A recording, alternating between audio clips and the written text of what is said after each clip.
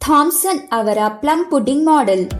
ಥಾಮ್ಸನ್ಸ್ plum pudding model ಇಂದಿನಿಂದ 20 ವರ್ಷಗಳ ಹಿಂದಿನವರೆಗೂ TV ಮತ್ತು ಕಂಪ್ಯೂಟರ್ಗಳಲ್ಲಿ ಉಪಯೋಗಿಸಲಾಗುತ್ತಿದ್ದ ಟೆಕ್ನಿಕ್ ಎಂದರೆ ಅದು ಕ್ಯಾಥೋಡ್ ಕಿರಣಗಳ ನಳಿಕೆ, ಅಂದರೆ ಕ್ಯಾಥೋಡ್ ರೇ ಟ್ಯೂಬ್.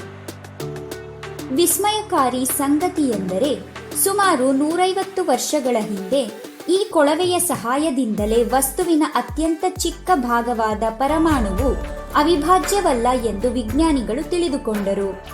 ಹೇಗೆ? ಇದನ್ನೇ ನಾವು ಇಂದು ತಿಳಿದುಕೊಳ್ಳೋಣ. 1803ರಲ್ಲಿ ಬ್ರಿಟಿಷ್ ವಿಜ್ಞಾನಿ ಜಾನ್ ಡಾಲ್ಟನ್ ಅವರು ಪರಮಾಣುವಿನ ಬಗ್ಗೆ ಕೆಲವು ಪರಿಕಲ್ಪನೆಗಳನ್ನು ಪ್ರಸ್ತುತಪಡಿಸಿದರು. ಅವರು ಪರಮಾಣು ಅಂದರೆ ಆಟಮ್ ಅವಿಭಾಜ್ಯವಾಗಿದೆ, ಇದನ್ನು ಮುಂದೆ ವಿಭಜಿಸಲಾಗುವುದಿಲ್ಲ ಎಂದು ಹೇಳಿದರು. ವಿಜ್ಞಾನಿಗಳು ಹಲವು ವರ್ಷಗಳವರೆಗೆ ಈ ಸಿದ್ಧಾಂತವನ್ನೇ ಸರಿಯೆಂದು ಪರಿಗಣಿಸಿದ್ದರು. ಆದರೆ ಇದೇ ಸತ್ಯವೇ ಎನ್ನುವ ಪ್ರಶ್ನೆ ಮಾತ್ರ ಯಾವಾಗಲೂ ಉಳಿದಿತ್ತು. 19ನೇ ಶತಮಾನದ ಮಧ್ಯದಲ್ಲಿ ವಿಜ್ಞಾನಿಗಳು ಗ್ಯಾಸ್ಗಳ ವಿದ್ಯುತ್ ವಾಹಕತೆ ಅಂದರೆ ಎಲೆಕ್ಟ್ರಿಕಲ್ ಕಂಡಕ್ಟಿವಿಟಿಯ ಬಗ್ಗೆ ಅಧ್ಯಯನ ನಡೆಸುತ್ತಿದ್ದರು. ಇದಕ್ಕಾಗಿ ಗಾಜಿನ ನಳಿಕೆಯಲ್ಲಿ ಗ್ಯಾಸ್ ತುಂಬಿಸಲಾಗಿತ್ತು. ನಳಿಕೆಯ ಒಂದು ತುದಿಯಲ್ಲಿ ಋಣಾತ್ಮಕ ಕ್ಯಾಥೋಡ್ ಮತ್ತು ಇನ್ನೊಂದು ತುದಿಯಲ್ಲಿ ಧನಾತ್ಮಕ ಆನೋಡ್ ಅನ್ನು ಇರಿಸಲಾಗುತ್ತದೆ. ಇವೆರಡರ ನಡುವೆ ವಿದ್ಯುತ್ ಶಕ್ತಿಯನ್ನು ಹಾಯಿಸಿದಾಗ ಕ್ಯಾಥೋಡ್ನಿಂದ ಕಣಗಳ ಒಂದು ಕಿರಣವು ಹೊರಹೊಮ್ಮುತ್ತದೆ ಮತ್ತು ಅದು ಆನೋಡ್ ಕಡೆಗೆ ಚಲಿಸುತ್ತದೆ. ಈ ಕಿರಣಕ್ಕೆ ಕ್ಯಾಥೋಡ್ ಕಿರಣ ಅಂದರೆ ಕ್ಯಾಥೋಡ್ ರೇ ಮತ್ತು ನಳಿಕೆಗೆ ಕ್ಯಾಥೋಡ್ ರೇ ನಳಿಕೆ ಅಂದರೆ ಕ್ಯಾಥೋಡ್ ರೇ ಟ್ಯೂಬ್ ಎಂಬ ಹೆಸರು ಬಂದಿದೆ. 1897ರಲ್ಲಿ ಬ್ರಿಟಿಷ್ ವಿಜ್ಞಾನಿ ಜೆ ಥಾಮ್ಸನ್ ಅವರು ಇಂತಹುದೇ ಒಂದು ಕ್ಯಾಥೋಡ್ ರೇ ಕಿರಣದ ನಳಿಕೆಯಲ್ಲಿ ನಿರ್ವಾತವನ್ನು ಅಂದರೆ ವ್ಯಾಕ್ಯೂಮ್ ಸೃಷ್ಟಿಸುವ ಮೂಲಕ ಕೆಲವು ಪ್ರಯೋಗಗಳನ್ನು ನಡೆಸಿದರು. ಕ್ಯಾಥೋಡ್ ರೇ ಕಿರಣವು ಸರಳ ರೇಖೆಯಲ್ಲಿ ಚಲಿಸುವುದನ್ನು ಅವರು ಗಮನಿಸಿದರು. ನಂತರ ಅವರು ಕ್ಯಾಥೋಡ್ ಕಿರಣದ ಮಾರ್ಗದ ಎರಡೂ ಬದಿಗಳಲ್ಲಿ ಲೋಹದ ಒಂದೊಂದು ಪ್ಲೇಟ್ ಅಥವಾ ತಟ್ಟೆಗಳನ್ನು ಇರಿಸಿದರು ಮತ್ತು ಅದರ ಮೇಲೆ ಬಾಹ್ಯ ವಿದ್ಯುತ್ ಪ್ರಭಾವವನ್ನು ಪ್ರಯೋಗಿಸಿದರು. ಹೀಗೆ ಮಾಡುವಾಗ ಕ್ಯಾಥೋಡ್ ಕಿರಣವು ಧನಾತ್ಮಕ ಫಲಕದ ಕಡೆಗೆ ತಿರುಗಿತು. ಕಿರಣಗಳಲ್ಲಿರುವ ಕಣಗಳು ಋಣವಿದ್ಯುದಂಶ ಅಂದರೆ ನೆಗೆಟಿವ್ಲಿ ಚಾರ್ಜ್ಡ್ ಆಗಿದ್ದರೆ ಮಾತ್ರ ಇದು ಸಾಧ್ಯವಾಗುತ್ತದೆ.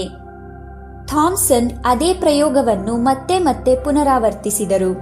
ಕೆಲವೊಮ್ಮೆ ಗ್ಯಾಸ್ ಅನ್ನು ಬದಲಾಯಿಸಿದರು ಮತ್ತು ಕೆಲವೊಮ್ಮೆ ಕ್ಯಾಥೋಡ್ ಲೋಹವನ್ನು ಬದಲಾಯಿಸಿದರು. ಪ್ರತಿ ಬಾರಿಯೂ ಫಲಿತಾಂಶವು ಅದೇ ಆಗಿತ್ತು. ಪರಮಾಣುವಿನೊಳಗೆ ಋಣವಿದ್ಯುದಂಶ ಕಣಗಳು ಅಂದರೆ ನೆಗೆಟಿವ್ಲಿ ಚಾರ್ಜ್ಡ್ ಪಾರ್ಟಿಕಲ್ಸ್ ಇವೆ ಎಂದು ಇದರಿಂದ ಸಾಬೀತಾಯಿತು. ಈ ಋಣವಿದ್ಯುದಂಶ ಕಣಗಳನ್ನು ನಂತರ ಎಲೆಕ್ಟ್ರಾನ್ ಎಂದು ಹೆಸರಿಸಲಾಯಿತು. ಪರಮಾಣು ತಟಸ್ಥ ನ್ಯೂಟ್ರಲ್ ಆಗಿರುವುದರಿಂದ ಪರಮಾಣುವಿನೊಳಗೆ ಋಣವಿದ್ಯುದಂಶವು ಇರುವಷ್ಟೇ ಧನವಿದ್ಯುದಂಶವು ಇರಬೇಕು ಎಂದು ಥಾಮ್ಸನ್ ಅರ್ಥ ಮಾಡಿಕೊಂಡರು. ಥಾಮ್ಸನ್ ಸ್ವತಃ ಎಲೆಕ್ಟ್ರಾನ್ನ ದ್ರವ್ಯರಾಶಿಯು ತುಂಬಾ ಕಡಿಮೆ ಇದೆ ಎಂದು ಕಂಡುಕೊಂಡರು. ಈ ಎಲ್ಲಾ ಸಂಶೋಧನೆಗಳಿಂದ ಥಾಮ್ಸನ್ ಒಂದು ಮಾದರಿಯನ್ನು ಪ್ರಸ್ತುತಪಡಿಸಿದರು. ಪರಮಾಣುವಿನ plum pudding model, atoms plum pudding model. ಇದರಲ್ಲಿ ಪರಮಾಣುವು ಒಣದ್ರಾಕ್ಷಿ ಕೇಕ್ನಂತೆ ಕಾಣುತ್ತದೆ. ಇದರಲ್ಲಿ ಒಣದ್ರಾಕ್ಷಿಯು ಋಣವಿದ್ಯುದಾವೇಶದ ಎಲೆಕ್ಟ್ರಾನ್ ಮತ್ತು ಕೇಕ್ನ ಉಳಿದ ಭಾಗ ಧನವಿದ್ಯುದಾವೇಶದ ಎಲೆಕ್ಟ್ರಾನ್ಗಳಾಗಿರುತ್ತವೆ. ಇದನ್ನು ಕಲ್ಲಂಗಡಿ ರೂಪದಲ್ಲಿಯೂ ಸಹ ಕಲ್ಪಿಸಿಕೊಳ್ಳಬಹುದು. ಕೆಂಪು ಭಾಗವು ಧನವಿದ್ಯುದಂಶದ ಎಲೆಕ್ಟ್ರಾನ್ ಮತ್ತು ಚದುರಿದ ಬೀಜಗಳು ಋಣವಿದ್ಯುದಂಶದ ಎಲೆಕ್ಟ್ರಾನ್ಗಳಾಗಿವೆ. ಥಾಮ್ಸನ್ನ ಎಲೆಕ್ಟ್ರಾನ್ ಆವಿಷ್ಕಾರವು ಒಂದು ಕ್ರಾಂತಿಕಾರಿ ಸಂಶೋಧನೆಯಾಗಿದೆ. ಇದರಿಂದಲೇ ಪರಮಾಣುಗಳು ಅವಿಭಾಜ್ಯವಲ್ಲ ಎಂದು ತಿಳಿದುಬಂತು. ಬದಲಿಗೆ ಪರಮಾಣುಗಳು ಸಣ್ಣ ಉಪಪರಮಾಣುವಿನ ಕಣಗಳು ಅಂದರೆ ಸಬ್ ಅಟಾಮಿಕ್ ಪಾರ್ಟಿಕಲ್ಸ್ ಇಂದ ಮಾಡಲ್ಪಟ್ಟಿದೆ. ಈ ರೀತಿಯಲ್ಲಿ ಜೆ ಥಾಮ್ಸನ್ ಆವಿಷ್ಕಾರದ ನಂತರ ಪರಮಾಣುವಿನ ಸ್ವರೂಪ ಇನ್ನೂ ಸ್ವಲ್ಪ ಬದಲಾಯಿತು. ಸಮಯದೊಂದಿಗೆ ತಿಳುವಳಿಕೆ ಹೆಚ್ಚಾಯಿತು. ಪರಮಾಣುವಿನ ಧನವಿದ್ಯುದಂಶವು ಪರಮಾಣುವಿನ ಮಧ್ಯದಲ್ಲಿರುವ ನ್ಯೂಕ್ಲಿಯಸ್ನಲ್ಲಿ ಮಾತ್ರ ಇರುತ್ತದೆ ಎಂದು ವಿಜ್ಞಾನಿಗಳು ತಿಳಿದುಕೊಂಡರು. ಇದರ ನಂತರ ಪರಮಾಣುವಿನ ಪ್ಲಮ್ ಪುಡ್ಡಿಂಗ್ ಮಾಡೆಲ್ ಅಥವಾ ಕಲ್ಲಂಗಡಿ ಹಣ್ಣಿನ ಮಾಡೆಲ್ ಹಿಂದೆ ಉಳಿಯಿತು. ಈಗ ನಿಮಗಾಗಿ ಒಂದು ಕೆಲಸ. ಪ್ರಸ್ತುತ ಪರಮಾಣು ಮಾಡೆಲ್ ಥಾಮ್ಸನ್ನ ಪರಮಾಣು ಮಾಡೆಲ್ಗಿಂತ ಹೇಗೆ ಭಿನ್ನವಾಗಿದೆ? ವಿಶೇಷವಾಗಿ ಎಲೆಕ್ಟ್ರಾನ್ಗಳಿಗೆ ಸಂಬಂಧಪಟ್ಟಂತೆ ಕಂಡುಹಿಡಿಯಿರಿ.